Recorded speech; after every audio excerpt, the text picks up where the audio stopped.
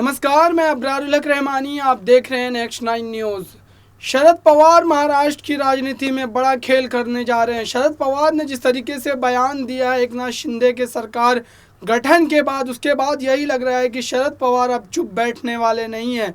उन्होंने कहा है कि 6 महीने के अंदर अंदर ये सरकार गिर जाएगी और सरकार गिराने का जो इतना बड़ा दावा कर रहे हैं उनके पीछे उनकी कोई ना कोई रणनीति होगी, क्योंकि वो बड़े मजे हुए नेता है। महाराष्ट्र की राजनीति की अगर मैं बात करूं तो चाहे देश की राजनीति की बात करूं, शरद पवार महाराष्ट्र में अपने जीवन में इतना समय दिया है उन्होंने राजनीति में कि हो सकता है कि आने वाले समय में वो सारी चीज़ों का एक्सपीरियंस का इस्तेमाल करते हुए, अपने अनुभव का इस्तेमाल करते हुए एकनाथ शिंदे सरकार के खिलाफ कोई बड़ी चाल चल सकते हैं और एकनाथ शिंदे को इसका भारी नुकसान हो सकता है।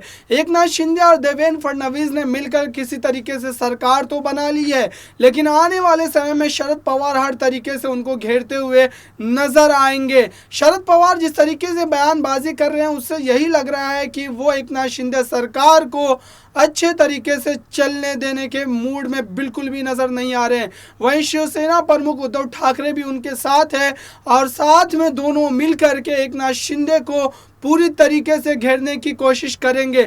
फिलहाल की जो स्थिति है मुंबई में बारिश की वजह से जो वहां पर हालात पैदा हुए हैं उस बात को लेकर भी शरद पवार लगातार मीडिया के सामने अपनी बात कह रहे हैं कि एकनाथ शिंदे सरकार में होने के बावजूद इतनी बदहाली महाराष्ट्र में और मुंबई जैसे बड़े शहर में क्यों देखी जा रही है, क्योंकि बारिश के समय में जो आफत वहां पर पैदा होती है, जिस तरीके की परेशानी होती है लोगों को, लगातार उससे दिक्कतों का सामना करना पड़ता है वहाँ के आम जनजीवन को।